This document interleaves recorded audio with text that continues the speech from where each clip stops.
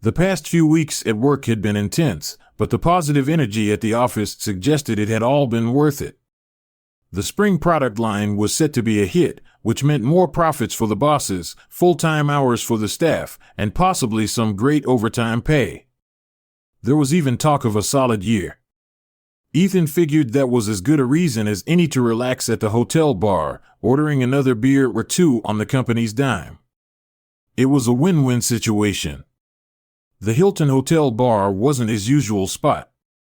He preferred more down-to-earth joints with dim lighting, creaky floors, and sawdust or peanut shells scattered on the ground. The kind of place where he could knock back a few cold ones and maybe do some boot scooting. If the mood struck, he'd bring a pretty girl along. But today, marketing had chosen this venue for an impromptu celebration. They were toasting the launch of the new product line, and the Hilton had the biggest TV screen in the area. It also had a spacious bar where the team could watch the fashion show or simply bask in the good news. It was convenient, too. It was easy to hail the cab after one too many drinks. The VP of sales had tried to book a large conference room, but it was already booked by another sales convention. The conference room was booked for the overflow of factory workers, but it was taken by another sales convention. So, the whole company squeezed into the bar. It was loud with the TV blaring and everyone chatting on their phones. It was hard to hear yourself think, but there was no noise and it was full of optimism. It was a welcome change from the bleak days of the past. Not too long ago, the company had been struggling. The mood was so upbeat that even the annual picnic was potluck and bring your own bottle. Today, though, the atmosphere was electric and everyone was in high spirits. The sales and marketing crew were calling for more champagne, and the fishbowl behind the bar was half full of car keys. Some couples were grinning and exchanging winks as they made their way toward the registration desk, clearly planning some private celebrations of their own. It was barely 1 o'clock. Ethan thought this was a lot better than a regular day back at the factory. Cindy from marketing was already a bit tipsy and wobbling slightly on her 5-inch heels as she made her way toward him. Wearing high heels, the blonde bombshell had her cleavage on full display and plenty of leg showing. She offered Ethan a glass of champagne, but he politely declined. She quickly moved on, finding someone else more willing to indulge her. Ethan knew her well enough. He'd had a couple of flings with her in the past, even when she was a bit loaded. Cindy had quite the reputation. At the last Christmas party, she'd bent over the punch table showing off her lack of underwear and begged anyone nearby to stick it to her hard. But today, Ethan wasn't interested. He was content with his beer. A celebratory whiskey was beginning to sound appealing. It all sounded pretty appealing, and the current success was a relief. But Ethan couldn't forget the tough times not long ago. Things were so uncertain that every day felt like it might be the last.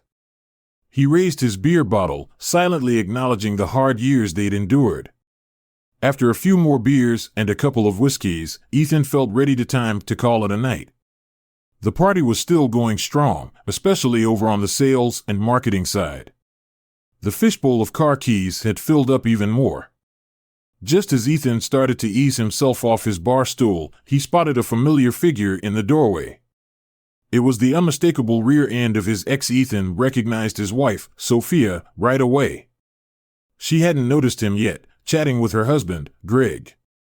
Ethan remembered Greg as being about 20 years older than him. After a few minutes, Greg left her at the bar and headed toward the conference rooms.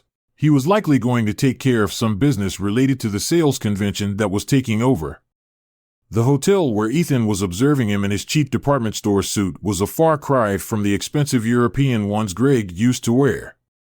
The once tanned athletic man now had thinning gray hair and a slight stoop to his shoulders. There was a lot of history between Ethan and Greg, and most of it bad. Ethan wouldn't have cared if Greg he'd been on fire, but seeing him like this was still a bit sad. The old Greg had always been about image. He'd been polished and refined, always trying to look better than everyone else. But now that image had cracked, and the man standing there wasn't nearly as impressive. That's what nearly 7 years behind bars will do to you. Sophia, she seemed to have fared better than expected, but Ethan remembered her as high maintenance. Today, she appeared more modest than he remembered. Gone were the flashy outfits and heavy makeup.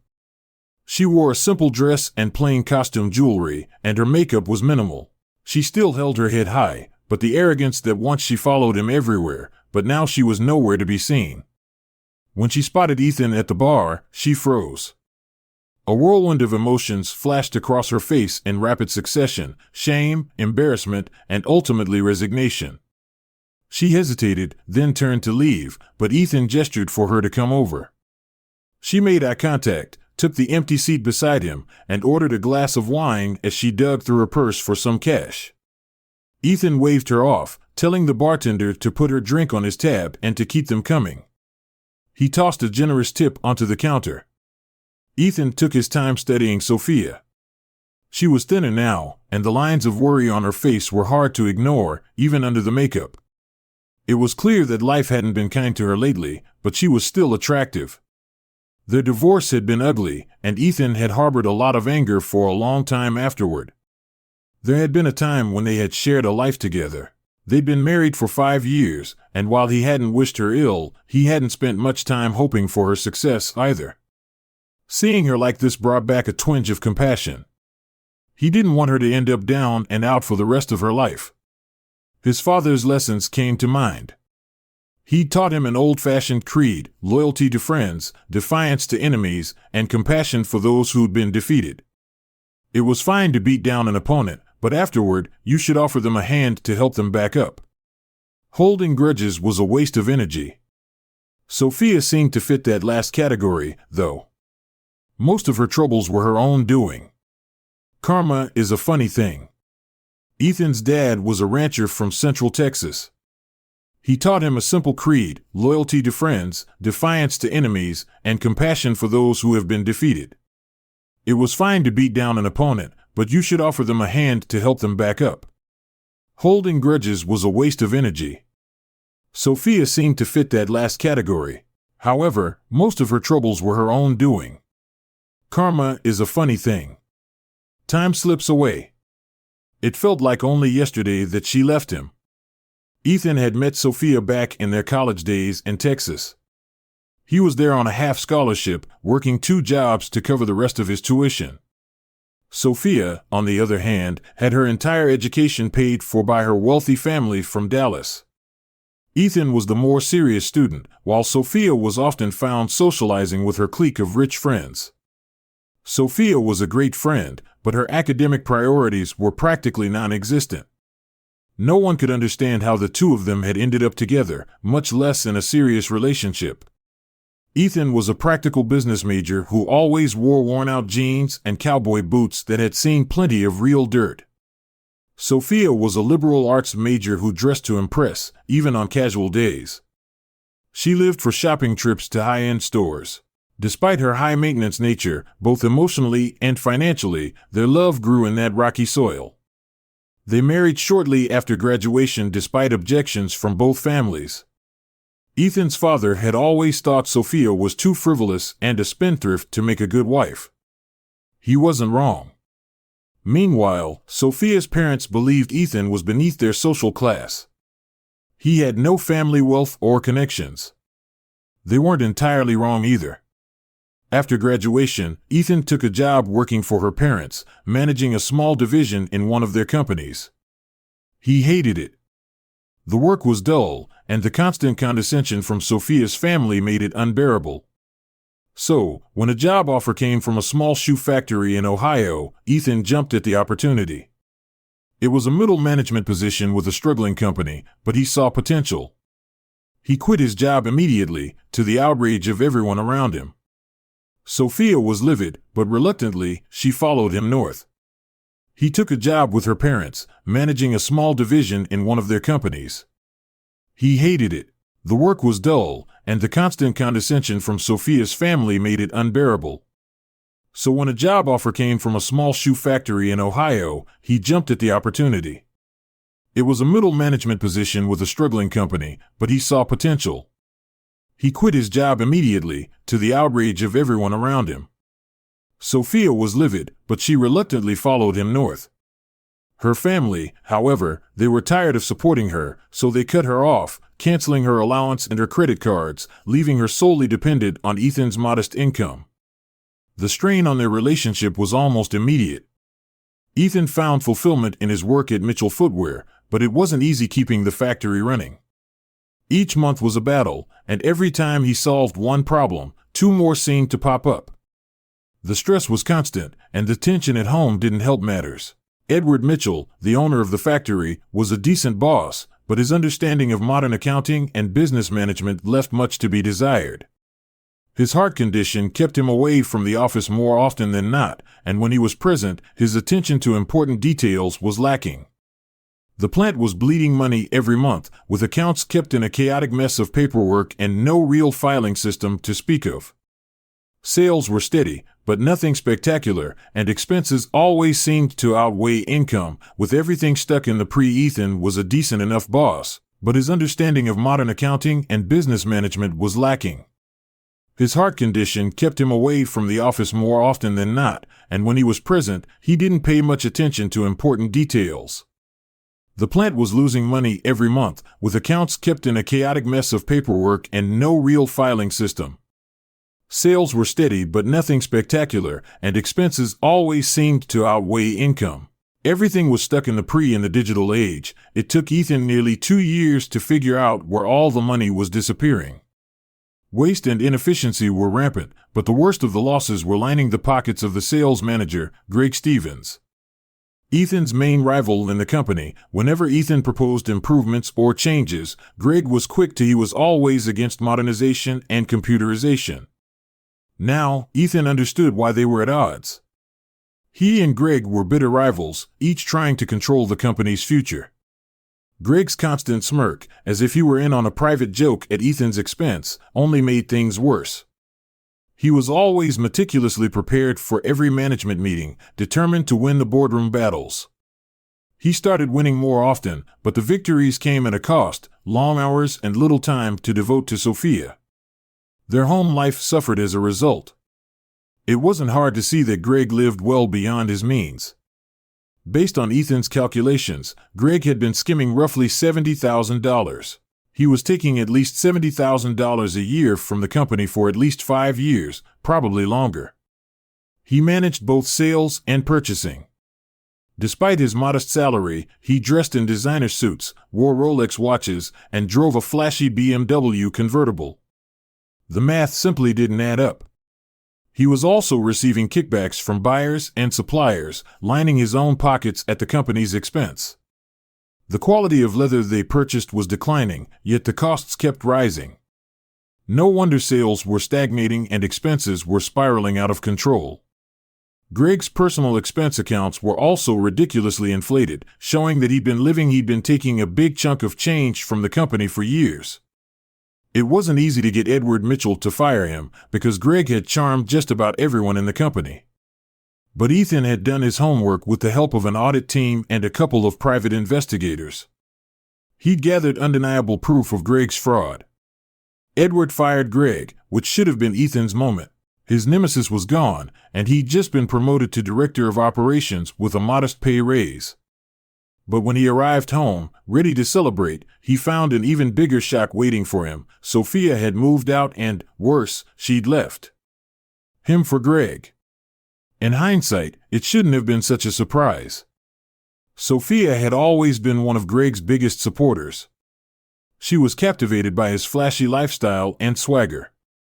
She had tried to mold Ethan into something more like Greg, but Ethan never bought into it. At some point, the two of them had started an affair. It seems like Ethan probably had an affair with Greg around the same time that Greg's smug smile became a permanent fixture. Ethan may have had the last laugh when Greg was fired, but it felt like things were falling apart now. There had been talk of pressing fraud and theft charges against Greg, but Edward decided against it. It wasn't that he had any sympathy for Greg. It was simply that the company couldn't afford the fallout from a public scandal. A trial would likely destroy their already fragile business credit, and without that, the company would be doomed. So they chose to keep quiet, biting their tongues as they restructured the company from top to bottom, praying it would work. It wasn't too late to avoid bankruptcy.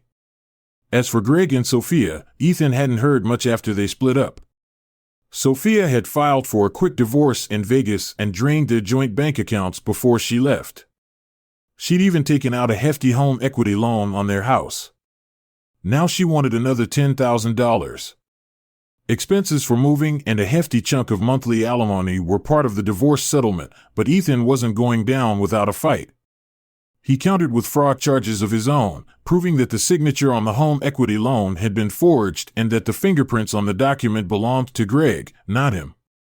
It took some time, but the judge ruled in Ethan's favor, denying Sophia's alimony and moving expense requests. Additionally, the judge refused to require Ethan to cover Sophia's legal fees. Ultimately, both Sophia and Greg pleaded no contest to the fraud charge. They received a stern lecture and suspended sentences but avoided jail time. However, Sophia kept the money she had stolen, though it was long gone. The divorce was finalized, and they went their separate ways. No one left the courtroom feeling particularly victorious, and the legal fees left Ethan broke for years. It marked the end of a painful chapter in his life. About 2 years later, Ethan heard through the grapevine that Greg had fallen back into his old habits at a new company in California. He was caught with his hand in the cookie jar right around the same time Greg married Sophia. He probably did it so she couldn't be forced to testify against him this time. The law wasn't so forgiving at his sentencing. Details of his past frauds came to light, and Greg received a 14-year prison sentence. He was sentenced to 1 year in prison, with the expectation that he'd serve at least 5 before being eligible for parole. On top of that, his suspended sentence from the Nevada forgery charge was reinstated, meaning he'd have to serve another 2 years once he was done with his time in California. Ethan didn't feel even a hint of pity. Greg had always been a crook, and he'd finally gotten what surprised Ethan was that Sophia actually waited for Greg all 7 years while he was locked up. It stung a little knowing that she had been faithful to Greg in a way she never had been with him. Love works in strange ways, well, Sophia. Ethan said, breaking the silence, it's been a long time. You look good doing all right. I suppose you don't seem. You've aged a bit, maybe just a little heavier around the edges, but you look good. Time sure has a way of slipping by. Sophia nodded and they both sipped their drinks quietly for a moment. I saw Greg with you in the hallway earlier. You two are still together, right? She nodded again. They're here for the sales convention. He's getting some minor award tomorrow for selling the most appliances in his district last quarter. He's better now, not quite the jerk he used to be. He's always been a good salesman, and he's worked hard to get his life in order. Things were rough for a while, but we're slowly getting back on track. Yeah, well, things were rough for us too after you both left. Ethan said, a trace of bitterness in his voice. Greg left the company in a mess. We almost had to shut the doors for good. He regrets that now. Sophia replied quietly, looking back, we're both grateful Mitchell didn't press charges. That would have been Greg's third strike, and he'd still be rotting in jail while he was. Inside, I had to work to support myself and cover his legal bills. It wasn't something I was used to, and I can't say I liked it much. But it made me appreciate people who work for a living more. Your family cut you off? Ethan asked. Yeah, Sophia replied, finishing her glass of wine. The bartender, still mindful of Ethan's generous tip, refilled it immediately. They liked Greg at first and even. They covered most of the divorce expenses, but once his legal troubles started piling up, they cut all ties. It turns out he had borrowed money from them without my knowledge, in large sums. Then, when he started cheating on me while he was in prison, they were furious that I kept forgiving him. He's been mostly faithful since his release, but there have been lapses. I tried to repay some of the debt, but my letters home came back unopened. My parents were always uptight, and they didn't start to appreciate you until long after you were gone. Ethan laughed and nodded. Old man Mitchell wanted Greg's head on a spike, but not long after everything went down, he had another heart attack. He had to retire for good and move to Florida to fish full-time. Time left the business to his daughter Anna, who was pretty out there. She lived in Greenwich Village and went to art school. She was a radical feminist who hated men and anything capitalist. Sophia asked, raising an eyebrow. She had long black hair, was covered in piercings, and was a hardcore lesbian. But once she took over the company, she surprised everyone. She's got a real knack for fashion design. We're now in Macy's, Neiman Marcus, and boutique stores around the globe. Today's live show from London featured the new Gloria Regina lingerie line, and every model wore our shoes. We were all watching the show on the big screen here, counting the number of happy buyers in the crowd. Sophia muttered, focusing on her wine glass.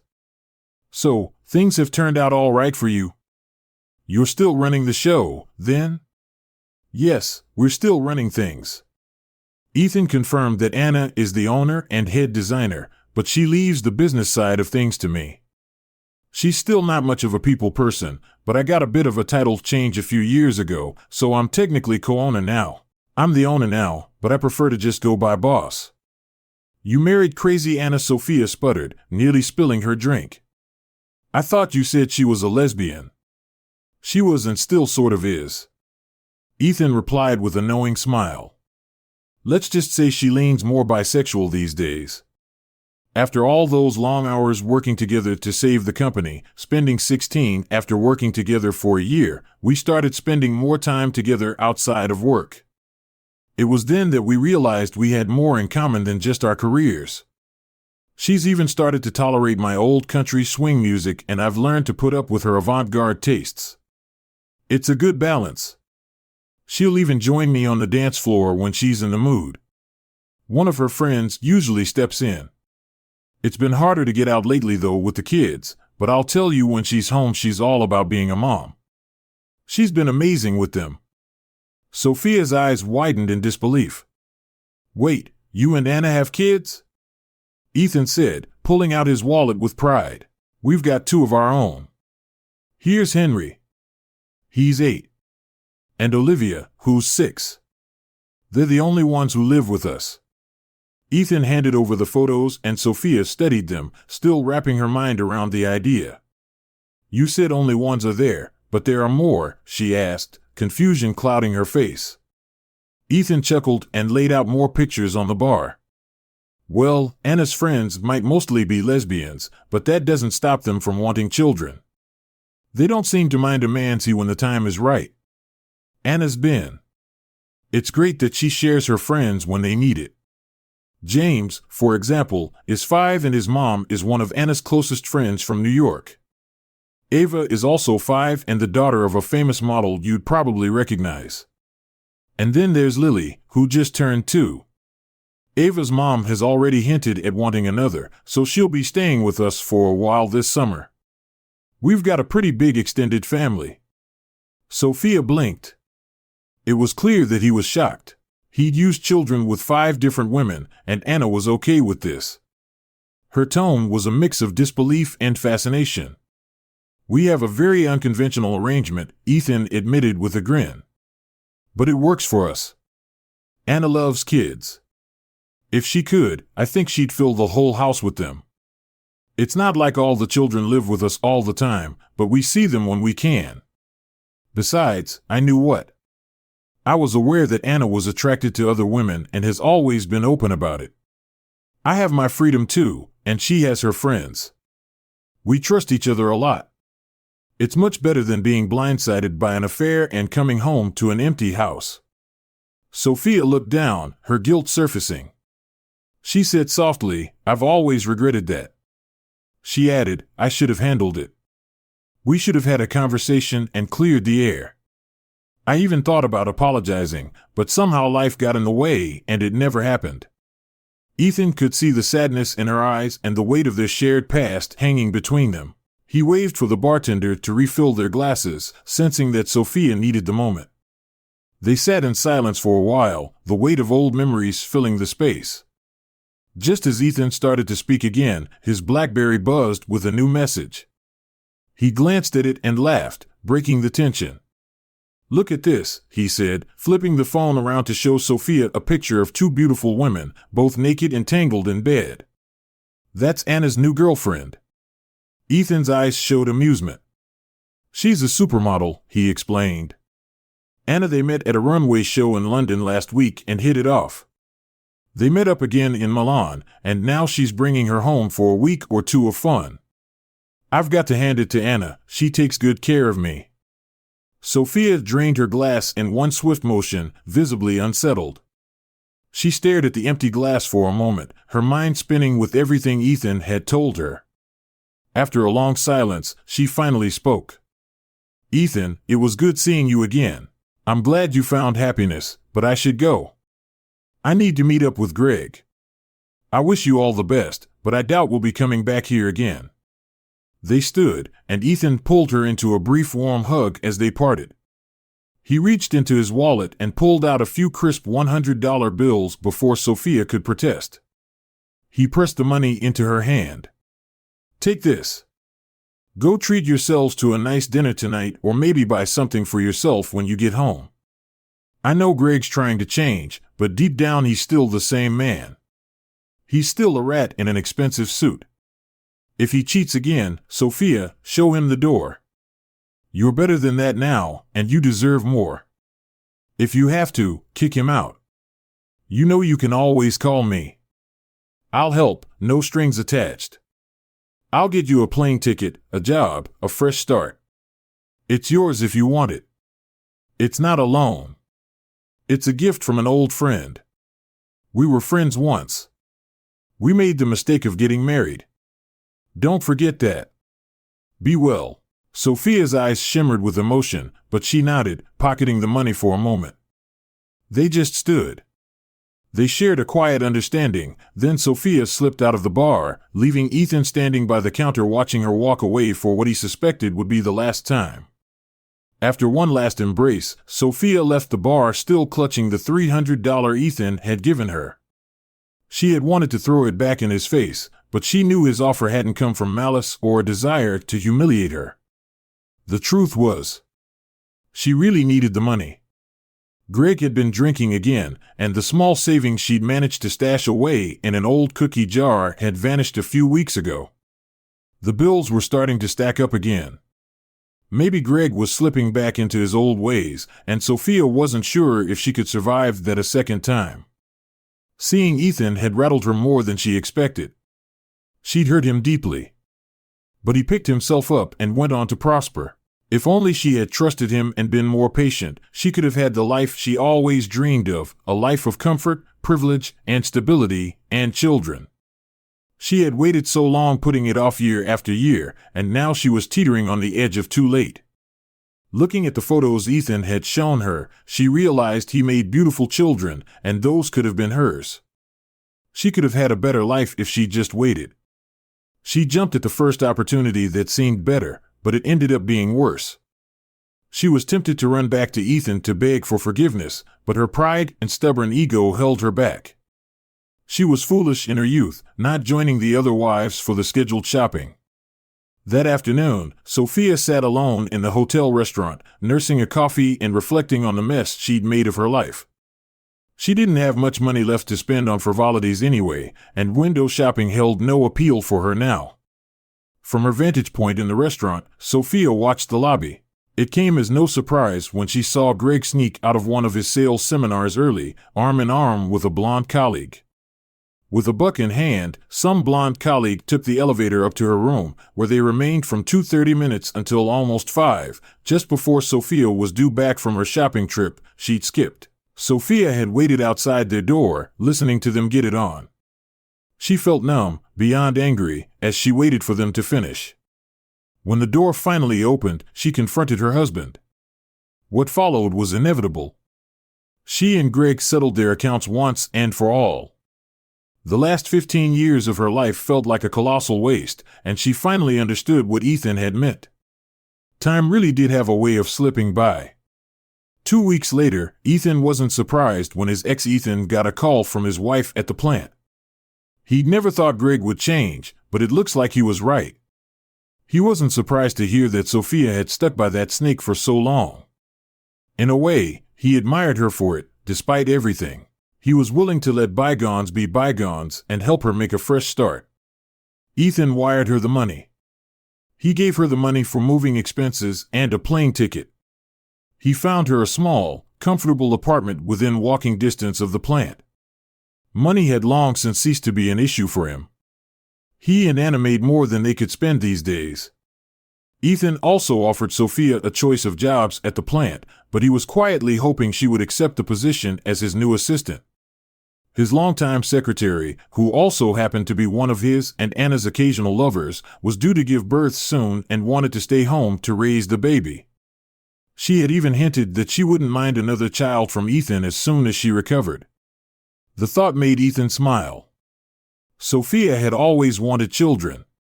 When they were married, but their financial situation hadn't allowed it, she hadn't had children with Greg either. Now working alongside him every day, maybe she would finally have her chance. Ethan chuckled at the thought of Sophia one day ending up across his desk, panties discarded just like old times. Better late than never, he mused. The idea of knocking up his ex, it was so funny to him that his wife made him laugh so hard his ribs hurt. He realized that life has a way of circling back on itself. It felt like just yesterday that Sophia had left his life, leaving him devastated. Now, over a decade later, she was back, willing to pay any price for his help and eager for the second chance that fate had handed her. Ethan glanced out the window, a smirk tugging at the corners of his lips. He realized that time really does have a way of slipping by, especially when you're having fun.